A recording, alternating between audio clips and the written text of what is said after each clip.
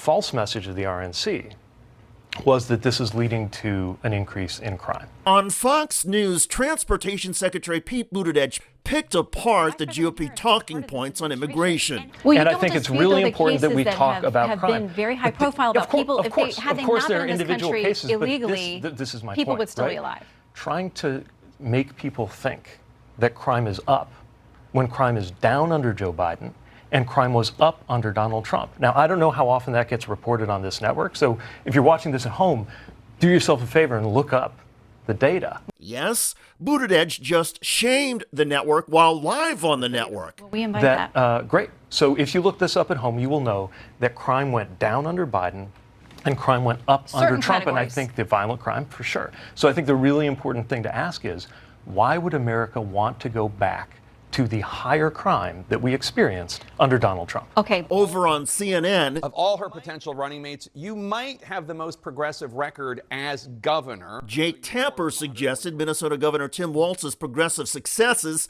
might hurt Walz politically. But you've legalized recreational marijuana, you passed universal background checks on guns, you expanded LGBTQ protections, you implemented tuition-free college for low-income Minnesotans. There's free breakfast and lunch for school kids. Do you think your record is an asset to the ticket, or would it risk fueling Trump's attacks as you being a big government liberal?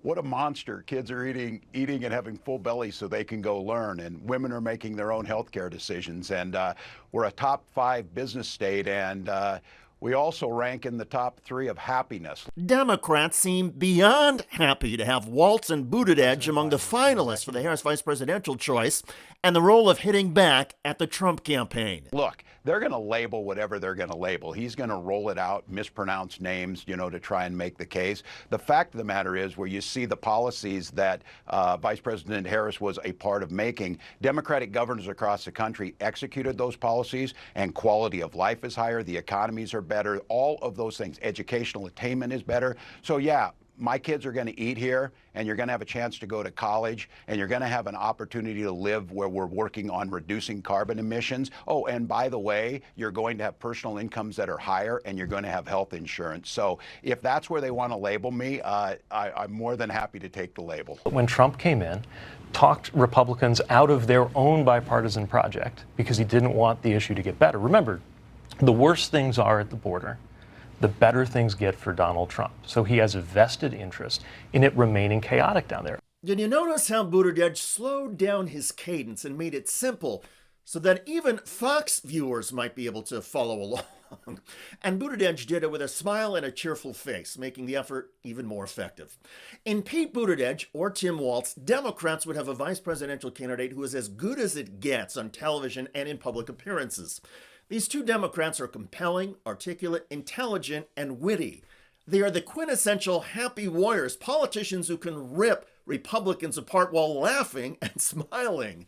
So it's no wonder that Kamala Harris is considering both for the vice presidential slot. Now let's talk about some of the other ones. There may be electoral map advantages in Arizona Senator Mark Kelly, for example, assuming he would help deliver the state. Plus, Kelly is a former astronaut, a Navy captain. His parents were both police officers.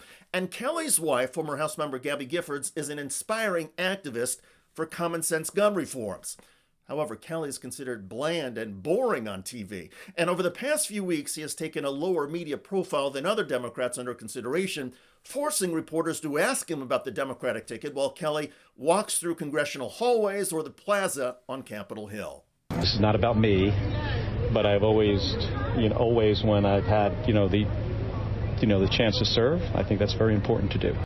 Another Democrat who could help Kamala Harris with the electoral map is Pennsylvania Governor Josh Shapiro.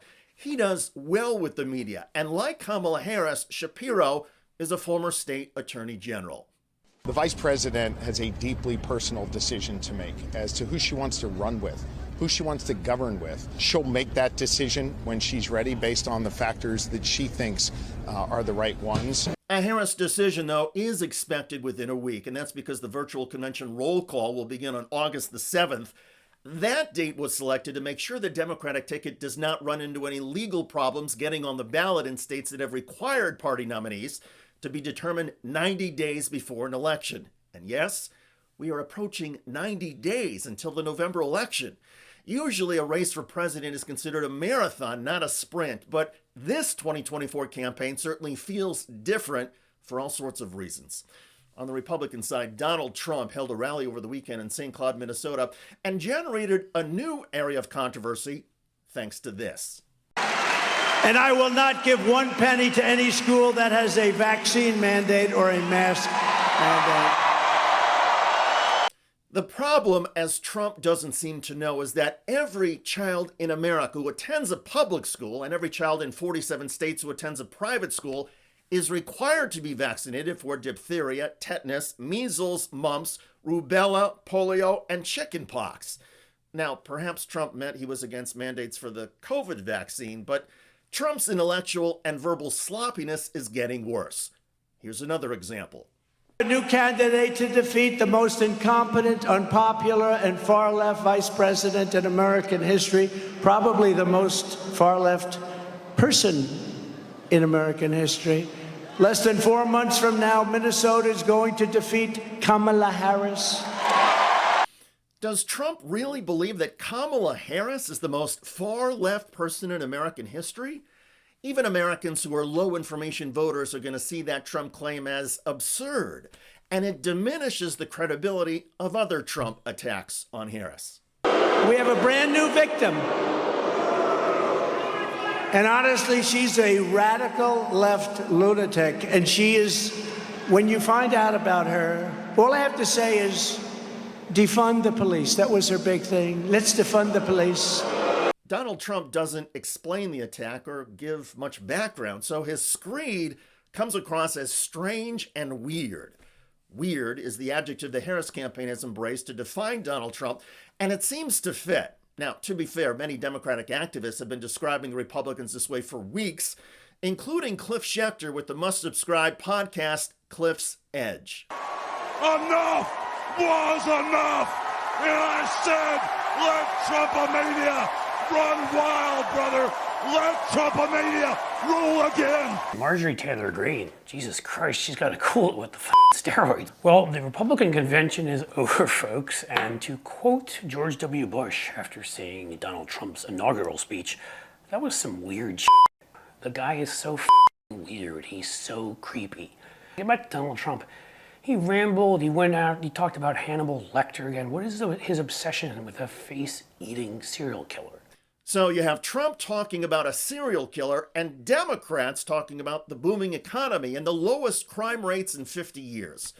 Plus, the Democrats have the potential of making a huge contrast in the vice presidential pick with a candidate who is thoughtful, reasonable, and compelling versus Republican J.D. Vance, who is extreme, hateful, and yes, creepy.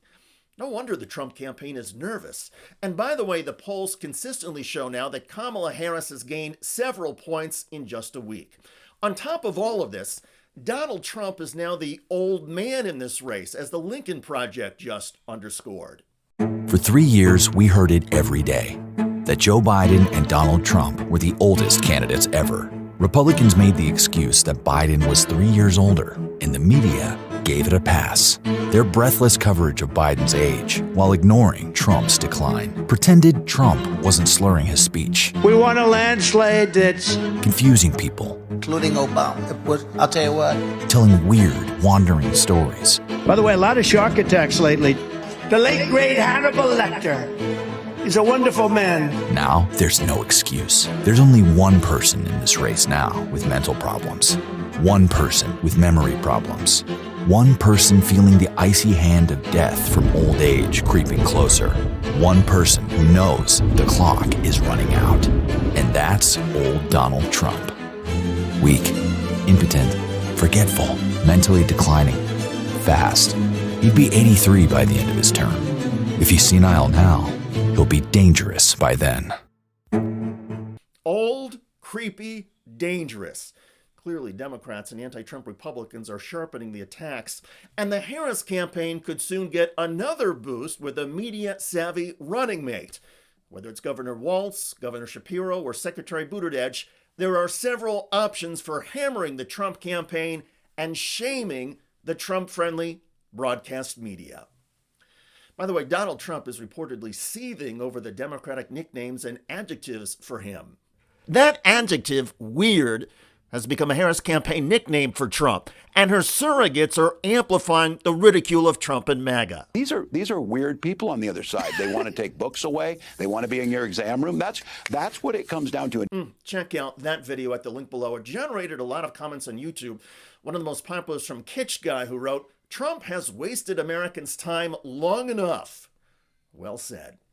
I look forward to reading your comments about the Kamala Harris vice presidential contenders hammering CNN and Fox and torching Donald Trump. I'm David Shuster. Thanks for joining us.